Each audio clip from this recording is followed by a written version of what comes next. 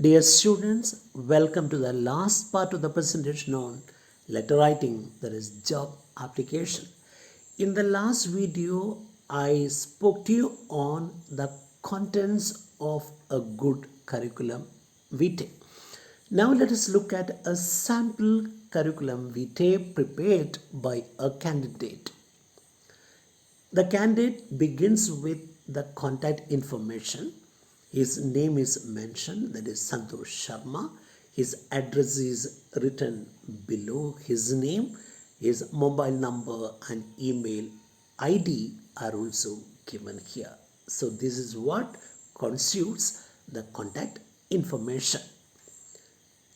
Next, he moves on to his personal information. I told you in the last video that personal information is optional. If you don't feel like giving these details, you need not do so. But if you're asked to furnish these details, you need to have this entry. Otherwise, just go without that. So in this case, personal information is given here. Gender, in this case, it's male, and if a lady is writing, she should write female. Marital status can either be single or married. Age is also given here. Religion can mention whether you are a Hindu or a Muslim or a Christian.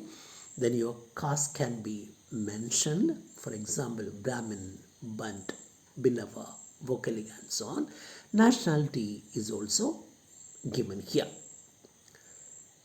The candidate has written a neat or beautiful career objective. That is, he says he is an English graduate with a proven communication, travel planning, and email management skills.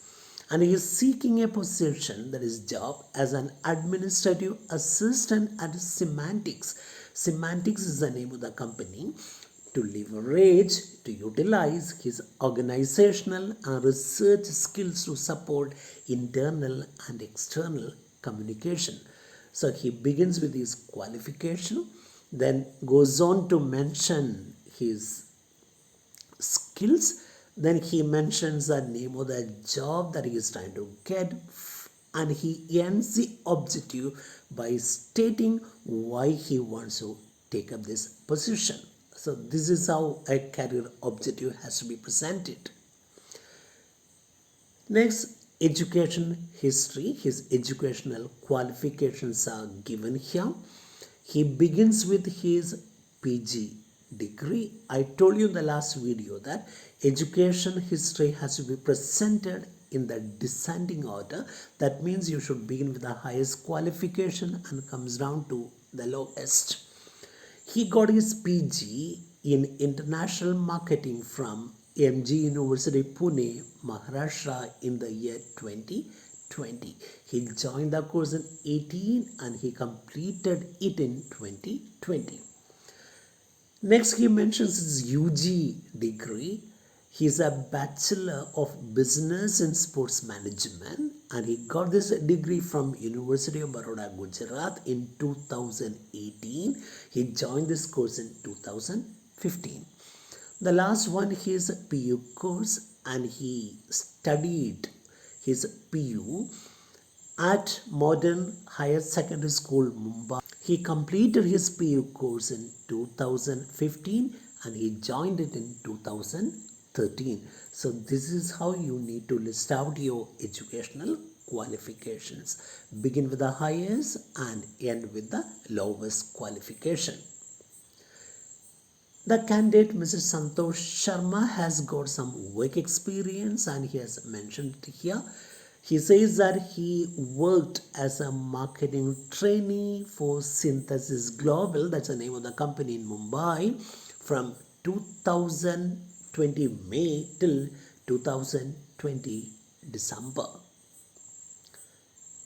Next, he mentions his language skills and he says he is comfortable with 3 languages or conversant with 3 languages.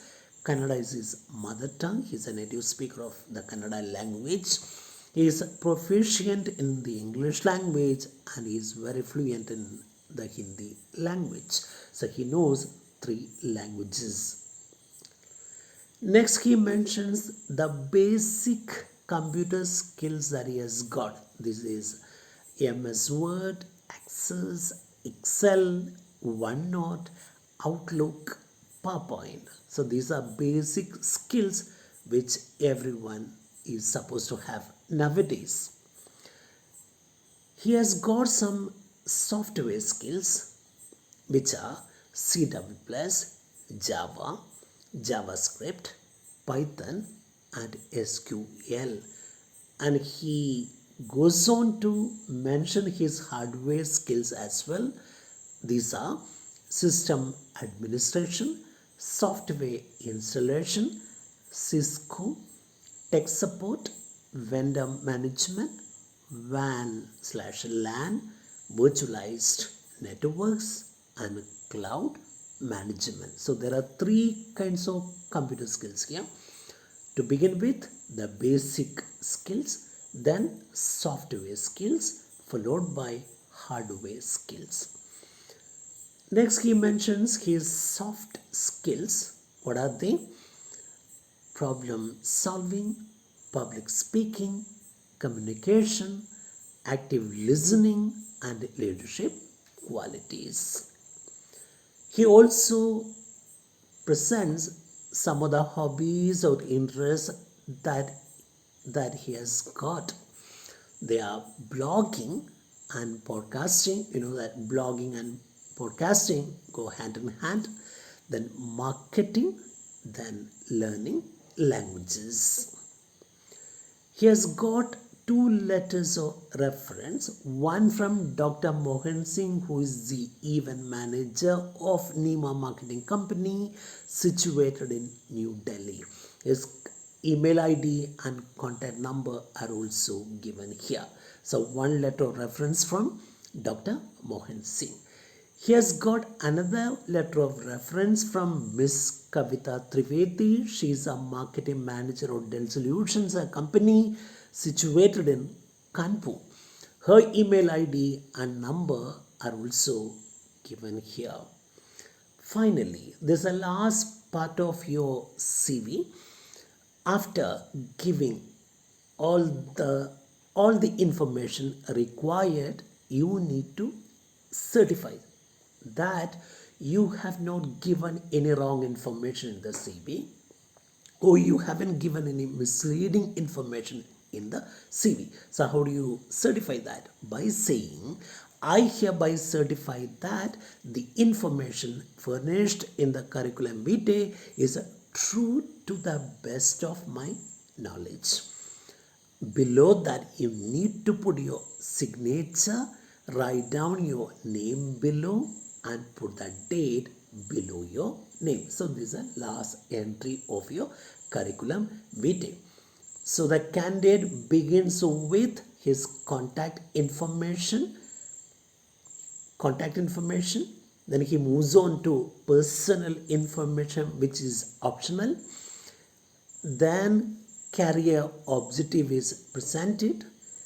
That is followed by education history in the descending order. Work experience is also mentioned here by the candidate.